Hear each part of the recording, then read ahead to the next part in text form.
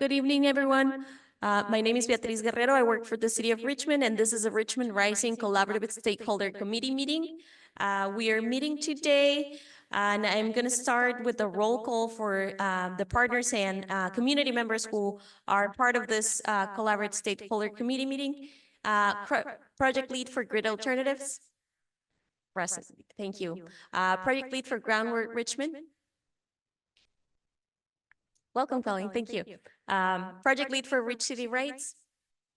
Thank you, Mayeli. Project Lead for Trust for Public Land.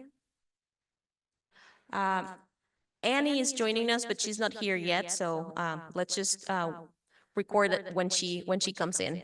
Project Lead for UC Berkeley. They're not here yet, but let's keep an eye open to see if they join us later. Project Lead for Urban Tilth. Thank you, Chito. Community Member Espinosa. Oh, perfecto, Tomasa, gracias. Community Member Hernández. Muchas gracias, Juana. Community Member González. Thank you, Montserrat. Community Member Rocha. Gracias, Judith. Community Member Rice. Thank you, Curtis. Community Member Becker. He told us that he was going to be absent today, so he is not present. Let's record that he's absent for this meeting. So for everyone who's joining us today, welcome. If you're part of the committee or if you're part of the public, thank you so much for joining us. This meeting happens every first Wednesday of the month from 6 to 8 p.m. You can always come in person to Nevin Community Center. That's 598 Nevin Avenue, Richmond, California. And you can also attend virtually, except for the people in the committee. The people in the committee need to be present in person. And for any community member, you can attend virtually. You can attend through the phone, and you just need to dial the numbers that we have on the screen and use the webinar ID that we have right there. All committee members and members of the public must abide by the community agreements. We have agreements. They're available on our website, and we usually have copies in here. If you need them, please let us know. We'll provide them to you. Let's also record that Alice Bruno, UC Berkeley committee member, is right here. Okay. So we're going to do our land acknowledgement as we usually do. Is it possible for committee members to join me in the land acknowledgement? It's voluntary. You don't have to do it. If you want to join, just please help me start. Chito, do you want to go first? While Richmond Rising seeks to strengthen the economy, improve public health and the environment, particularly in the Iron Triangle, Santa Fe, and Coronado neighborhoods, we do so with the awareness that we occupy unceded Wichin and Karkin Ohlone territory. We acknowledge that loud theft of indigenous homelands and the dismantling of indigenous sovereignty was done to advance colonization. Which one? We acknowledge that capitalism and white supremacy are branches of colonization that have persisted throughout hundreds of years of oppression, are alive today, and contribute to keeping Black, Indigenous, and all other people of color from thriving. We further acknowledge that this country's political, economy, and social institutions were built on the forced labor of African people on stolen land through violent, systematic abduction from their homelands and enslavement over hundreds of years. We further acknowledge that the exploitation of immigrant and refugee communities as modern forms of cheap and disposable labor are regularly carried out on stolen land. Thus, we acknowledge that we've been impacted and harmed by these histories and experiences imposed on our ancestors and communities. We further uplift the shared struggle among Black, Indigenous, and all people of color. We also acknowledge that Indigenous people continue to live here, steward the land, and resist settler colonialism. We conclude that our land acknowledgement is an active and evolving statement and process. It requires us to recognize historical injustices and invites us in to be active participants in collective healing.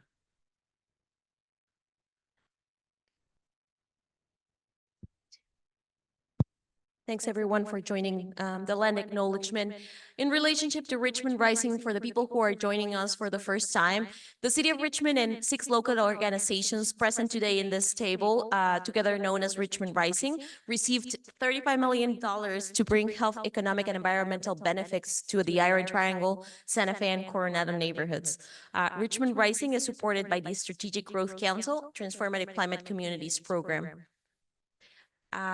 Today, we are hosting a collaborative stakeholder committee meeting, and this committee provides guidance on project implementation and holds us accountable in reaching our goals.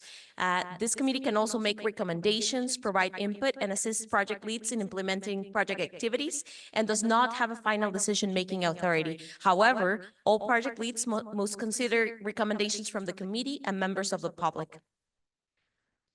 And we're going to go to the next item on the agenda, which is public comment not on the agenda. So I'm going to open up the conversation for anyone here in the public who would like to speak on anything that was not included on the agenda. By the way, we have agendas on the table, both in English and Spanish.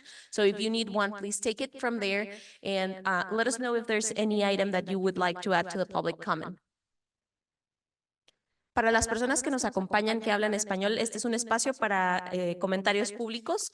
Eso quiere decir que pueden proponer cualquier tema que no esté en la agenda, así que si nos quieren hacer alguna pregunta o quieren agregar algo en la agenda, este sería el momento.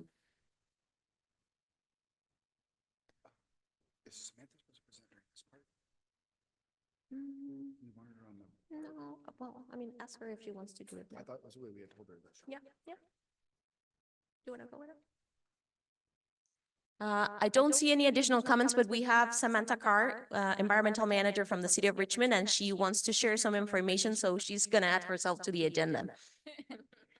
Thank you, everybody. Matthias, is it okay if I plug this in real quick? Yes.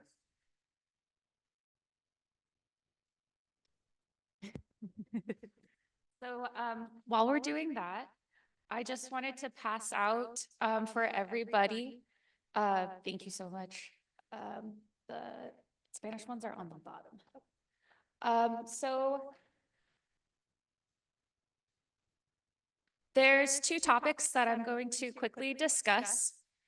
The first one is I want to have everybody mark their calendars for the Bay Area Bike to Work Day, May 15th, which is a Thursday. Starts at 7 a.m. Woohoo! So I just wanted to know, everybody have marked their calendars. Also, we have the option of having 5 Energizer stations. Those are sponsored by the City of Richmond, but we collaborate with other organizations, biking organizations in Richmond, the Bicycle and Pedestrian Advisory Committee, Rich City Rides, Ride Today, MCE, Kaiser. I know I'm missing some, and I'm so sorry. And so we would love to get feedback if we are, how we're feeling about the 5 locations. What you see up there is the locations from last year. The first one, starting from right to left, is McDonald Avenue and Key Boulevard, Richmond BART Station, Unity Park, Richmond Ferry Terminal, West Cutting Boulevard. So what we do is we have Energizer stations. At these Energizer stations, we have coffee, we have snacks, we have Bike to Work Day swag bags, and it's just a nice little spot where bikers can take a rest, people scootering can take a rest, grab some snacks, grab, not to brag, but super cool Richmond swag bags. Ours are always the best, just saying.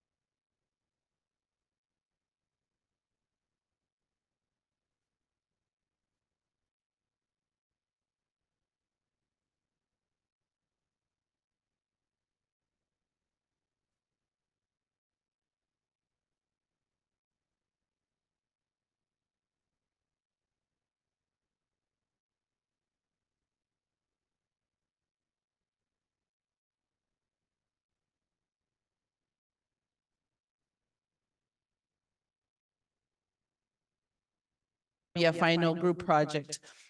So the learning domains are, just really learn about parks and streets, for all, to know what the parks and the streets are in the neighborhood, to become climate smart, health, culturally relevant foods, and food production. And then I think one of the most important is become create climate resilient homes and neighborhood. And this is a program that over the period, the 5 years, we're going to be training over about 500.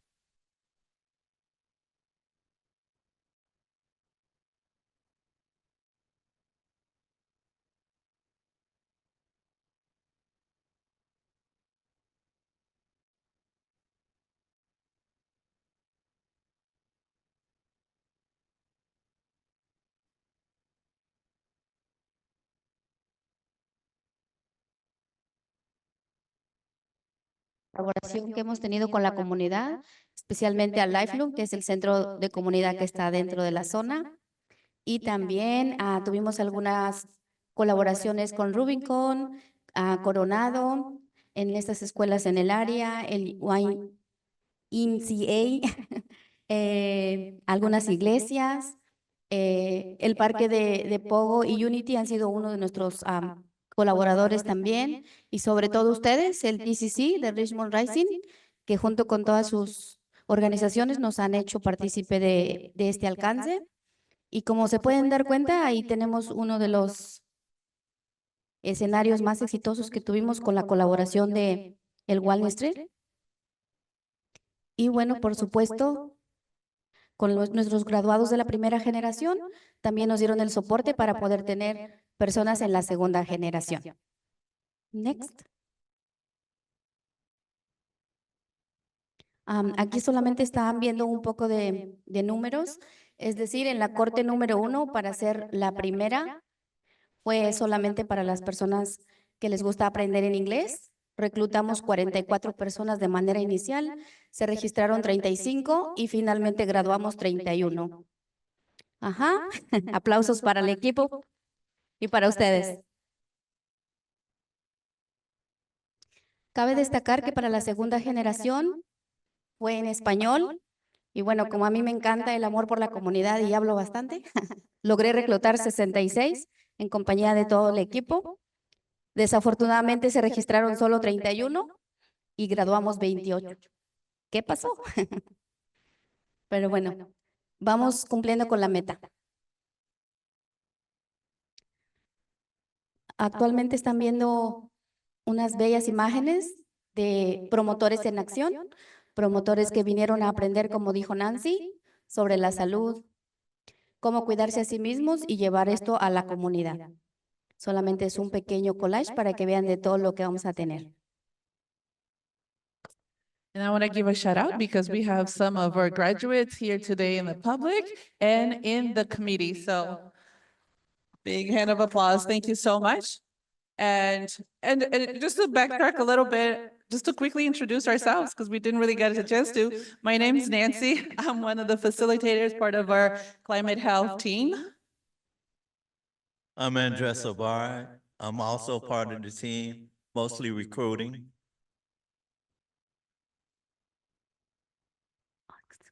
Sorry, estaba escuchando la traducción. Mi nombre es Irma Galloso, yo soy la coordinadora del programa y la especialista de promotores en el proyecto. Okay. Thank you. So moving forward, this is just a little sample of what a training schedule is. It's kind of little small, but I think the highlight of this is that, as Irma mentioned earlier, one of the highlights that we were able to work together with some of our partners, it was during the MLK, it was at the MLK Park with the Wellness Trail, and it was a really wonderful event. But basically, you get to see that we really talk about eating for resilience, park and health, how our health is related to, our environment. We learn how to facilitate, especially a cooking, a cooking group. We cook together. and we get a chance to bring the whole group to one of these meetings.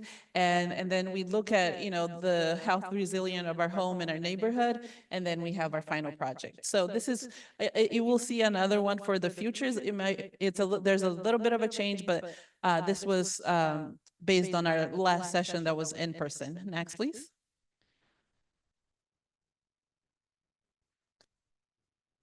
And then this is just some of the skills that, folks get to learn as they come through this program. Motivational storytelling. It's wonderful to see, people already have a lot of this inherent skills, and in this group, we're able to kind of help them bring forward. Everybody knows how to tell a story, and how do you tell it in a way that will encourage another person? And group facilitating skills, learning how to truly listen, and then become advocates for themselves, their family, their community, and then leading community walks, organizing cooking groups, learning how to speak in public, and really looking at their home, and looking at, the what kind of products do they have, do they use in their homes, and what they can do, to make it a healthier place. Next, please. And this is based on our last survey, I believe, and just looking at, when people come in, that it's really small, and in my paper it's really small. And I think that, like, for instance, the very first question is, what is Richmond Rising? As you can see, only 10% or 19% of the folks knew what Richmond Rising was on the very first. But then by the end, everybody knew what Richmond Rising is, right? And they're able to share that with their families and friends, And so, yeah, so you can see how a lot of the times they didn't know much, but at the end, they were able to really have a deeper understanding of what this, what we're trying to do here. And so, and then, if you can move just a little bit to the left, to the right, left, right? You can see that in the end, participants felt more equipped to combat climate change in their communities, after the training. So that's so wonderful. And next, please. And this is just some of the benefits that folks get coming through. There's a stipend, is a $500 gift card upon completion of the training. They learn, new skills, new knowledge, make new friends, social connection, community engagement. They engage with, the different partners, and it's an opportunity, it's a career opportunity. Like I said, some folks, we have folks that came through, one person specifically, and now she's doing an AmeriCorps, a lifelong. So there's, different ways, to get connected through all of you too in the as partners. Next, please. So what is that we need, what that we would like to, as I think all of us, as we learned this past year, what is that we need, to continue to develop and become successful. And I know as many of you are, have gotten your projects off the ground, and perhaps this is a better time to really talk about how we can work with each other. And here you can see our very first group in spring of 2024, and then our fall group. And what we really want to, from all of you today, and we're going to be able to ask, in the next slide, but we really wanted to figure out how we can partner up from the beginning, so that, we know what you can, how you can support us, and what we need from you. So next, please. And this is where that questionnaire comes in. And one of the things that it's not in there, and if you can add, is this, so our next session, our next group will be in May. And if you can put it there, like if you're willing to be part, if you're able to be part of our next session, if you can put your contact info, your organization, if this is something that you are actually ready, as you learn a little bit more of the asks. But as you have all the questions in there, you're able to answer. We just really want to know from you, like, what does it look like for you to be part of our program? Next. And some of the expectations that we have, as we learned that it's really important to be able to connect from the very first meeting. Otherwise, it just gets, things get a little lost and trying to bring people back together. But, making that connection on the very first time, and I believe this time around, we actually had some organizations that came the first time and made some connections. And so, and then also maintain that connection throughout this 2 months period. And whether it's through emails, coming through other sessions, whatever way we can figure out how to support the groups, I think it's really important to maintain regular connection and then guide the team during the projects. It says 2 weeks intercession, but it's actually 4 weeks. We're giving them 4 weeks to work with you in whatever it is that you need. It could be the 4 weeks or it can be 2 weeks, whatever long you decide, but we're giving them that enough time to then prepare themselves to share their experience during graduation. And so attend the final presentation and offer your feedback to the group, and then continue to mentor the group to a 2-month commitment to ensure deliverables are met. And so next, please. And then this is, we already have the dates for our next training, which starts May 10th. And it goes all the way to July 12th. But then again, the first month is primarily all the different sessions. And then from July 10th to June 12th is that month period where they get a chance to work with you on your project and then come back to share their presentation. Next. Oh, so that was our last one, and we really want to say thank you. I want to, on behalf of Dr. Miller, she wanted to be here. She had to please say hello, and she couldn't be here tonight.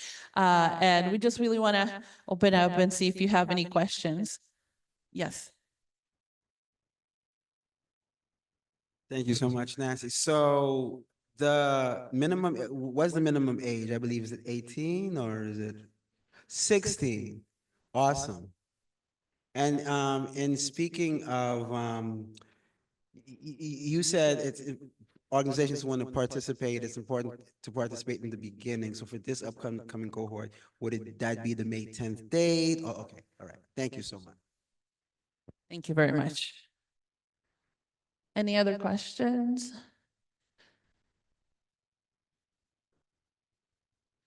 Did you have anything to share?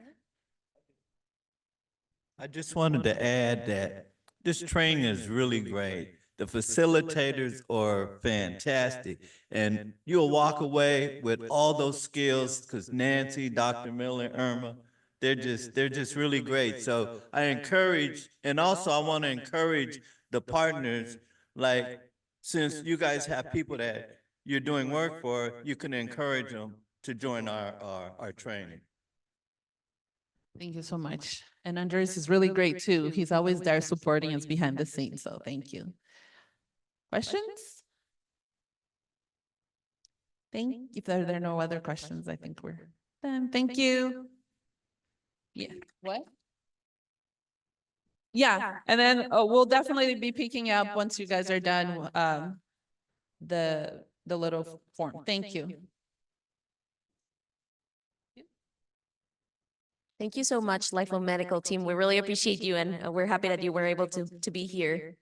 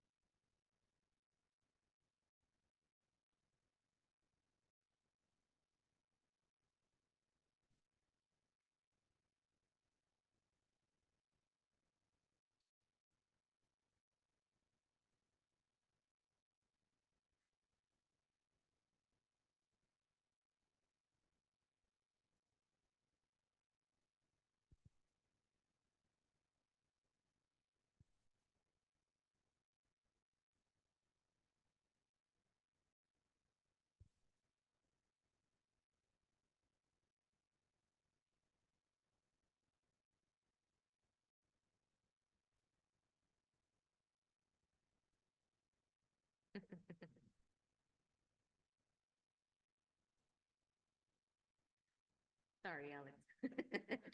Coming in.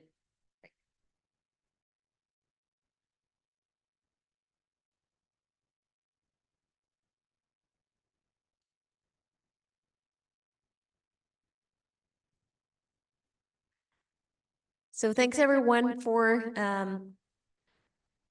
being here. This is the last item on our agenda before opening to general announcements and agenda requests. So I'm going to try to be fast, and I will leave space for questions. So as we mentioned earlier today, Place-Based Workforce Development Strategy had a presentation that we rescheduled because we had not finished the Spanish translation. That's the reality. And we wanted to have the resources available both in English and Spanish. So just for people to know, this strategy includes as task number one to have a place-based workforce development strategy that applies only for the project area, and an implementation plan for the Transformative Climate Communities grant focused only on the Iron Triangle, Santa Fe, and Coronado neighborhoods. So this document is available on the website. You can find it in English and Spanish, and the committee received today both the English and the Spanish version. We send it to all the partners, not only to committee members, but if you need a copy, we're happy to provide it to you. We did not print it today because you have seen it and you had access to this document in the past. We just added additional pieces to it after the session, the planning session that we had with Glenn Price Group. Some of you were present. That happened in November. And we wanted to share that this was finalized, adding the conversations and the suggestions that we heard from community members and from people who attended the planning session. So for a quick overview, this project, the Task One project, the discovery work happened from July to October. As you remember, Glenn Price Group presented on this. Their purpose was to produce a final report with research finding and emerging recommendations, an overall strategy and priority activities for the next 12 months. They also wanted to provide a check on implementation progress to date and plan modifications as needed. Then they worked on the design from October to November, where they collected relevant local, state, and national workforce data that was included actually in the report. And then they did informational interviews with some of the partners here, but also with other organizations. And then last, they drafted a summary of research findings and emerging recommendations that you all had access to, and then developed a final overall strategy and annual plan. And this is the final document that I share with all of you, includes the finalized document with all the information and recommendations too. Today, we are sharing only recommendations. There's 4 major recommendations. And why are we sharing only recommendations? The document was the first step for us to actually create a workforce development strategy, which was connected to Irma's question earlier. The idea is we connect all the resources for the community to make them available in the project area. So the first recommendation was a pathways model. What does this mean? To implement a structured approach for career progression that considers young people starting 16 years and older.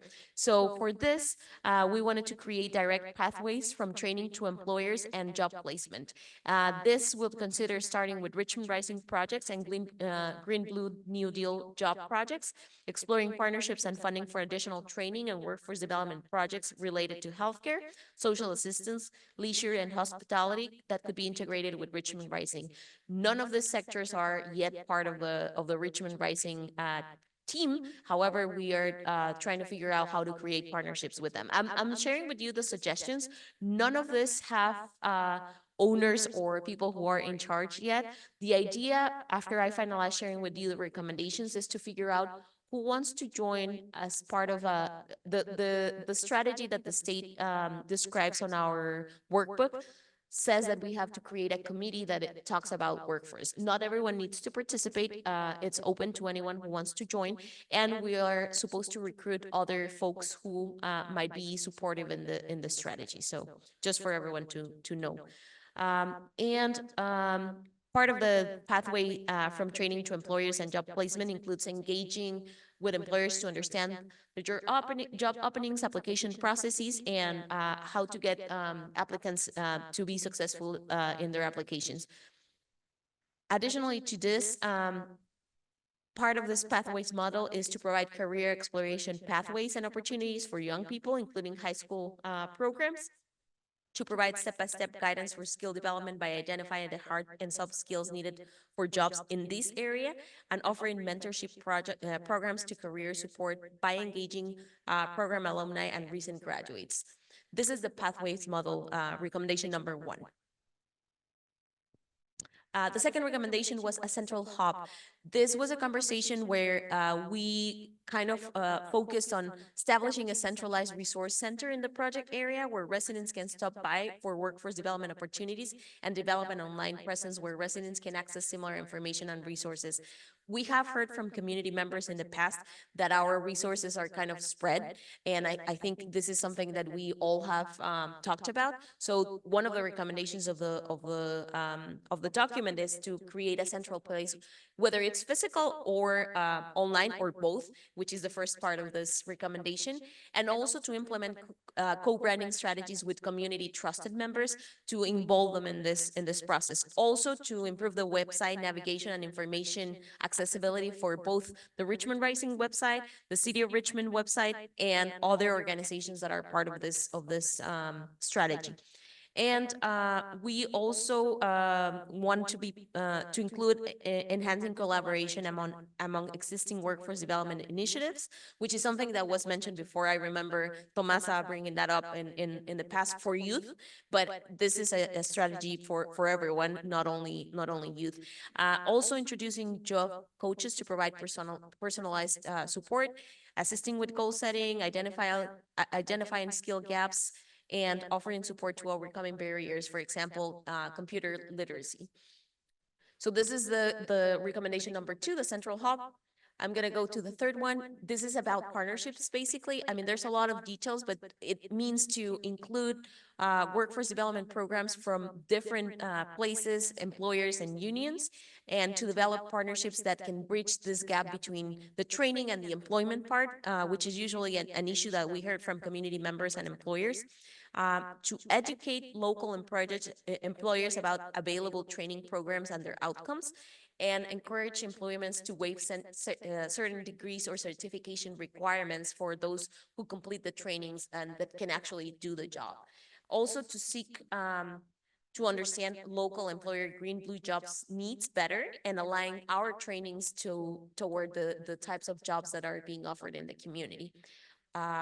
Additionally to this, we also identified that fostering connections between workforce development programs and social services is also needed to address barriers to participation on future employment, as well as sharing information on available resources in the project area. We already have resources, and what we have heard from community members is that they don't really know that it exists unless they hear from someone else that is already participating in the program. Also connecting job coaches with social service case managers or coordinators, and to establish a clear referral system to quickly connect individuals with resources to address the barriers. So this is the second part about strengthening the partnerships. They already exist, but trying to find more collaboration in between not only partners, but other local employers that are part of the project area. And last but not least, one strategy that was identified was to support small business and business development for people who do not want to have a job, but they want to create a small business. So to enhance the local business ecosystem, revitalize the Chamber of Commerce membership, and encourage local business to support workforce development within their communities, as well as developing programs to assist businesses in hiring and retaining local talent, including formerly incarcerated individuals. This was a highlight that was included in the barriers that we identified, as well as offering trainings on how to start businesses and business advertising. We also wanted to develop a process for supporting undocumented residents with starting their own business. Sorry, I think there's a word missing in there. But the city has opportunities for business licenses that are available to anyone. So we kind of wanted to continue the process of supporting undocumented residents, which we know live in the project area and are definitely the ones that are facing the most complicated barriers to address. So these are the 4 recommendations. And I am showing a workforce development plan that was provided by Glen Price Group. I don't think we should address it today, but I would just wanted to show you like what is included in the document that we provided. My question to you would be if you want to be part of the workforce development task force. That's the step number 1 in quarter 1 of the plan that we were provided. This means being part of a group that meets regularly and kind of follows up on the whole workforce development plan. I know that GRID and the city do not have a choice because we're part of the strategy, but the rest of the partners are welcome to join. Or if you think that there's someone that we should add, we're happy to take notes and invite them to be part of the task force. That's the name. And we're happy to bring reports to this meeting. You don't have to come to both. We're happy to bring information here too. So any questions or any comments in relationship to the report that I gave? I'm happy to talk more about anything that you're interested in.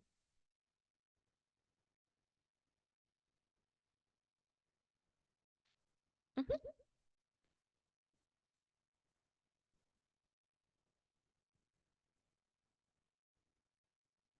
Cuando ponías ahí en la presentación se puso 16 años, pero no se puso el máximo. ¿Cuál es el máximo?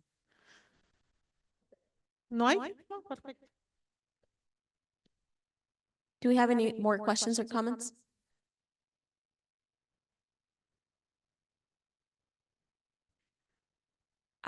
If it's okay with everyone, what we can do for the task force is we'll send an email to everyone in the committee, and you can reply with both if you want to participate and if you suggest that anyone else that is not you can join the task force, and we will be happy to do it. One of the stakeholders that we identified is the community college that is actually just 10 minutes away from the project area. They're not in the project area, but they serve a lot of the community members in Richmond, and we're happy to talk to them because I think they're a big partner that we should have in this task force. Matias, can we stop the recording for a second? So I want to stop the Thank you. So for the next item, we want to open if there's any agenda requests for the next meeting. Does anyone need to want to present on our next meeting? Has any like specific topic that you want us to address? This is open for committee members and also for residents.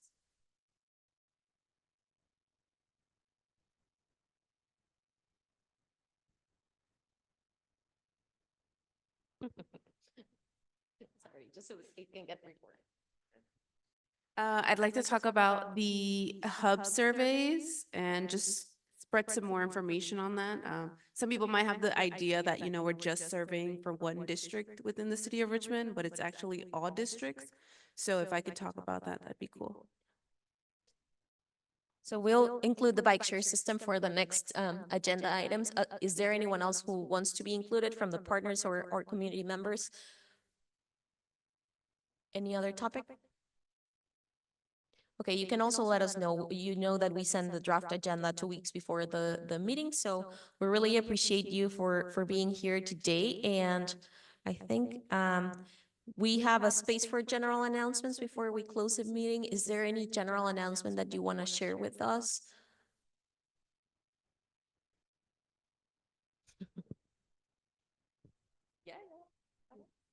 So everyone, my name is Salma, and I am the community manager for the City of Richmond's electric bike share program, if you don't know already. Currently, our District 5 hub survey is live right now. For those of you who don't know where District 5 is, it is starting from Marina Bay up into the Richmond Annex, down to where Costco's at. And we're currently surveying 7 locations on where to place these bike hubs. Suggestions are always welcome. So if you have a better idea as to where you want to put a bike hub, I'm more than happy to listen, and we definitely will take that into consideration. We currently have some flyers on the table over there that are in both Spanish and English. If you could scan that and scan the QR code and take the survey, I'd really appreciate it. We're not asking for your email or anything like that, so it should be fairly quick. And yeah, that's pretty much it. If you want more information or anything like that, I am available by email and phone, and I can stay after a little longer if necessary. Thank you so much, everyone. Thank you, Salma. Any other general announcement? Thanks everyone for being here tonight. The meeting is adjourned. If you did not sign up for the meeting, can you please help us write your name in the sign-in sheet? And if you have any questions or any comments, we're here for a little longer till we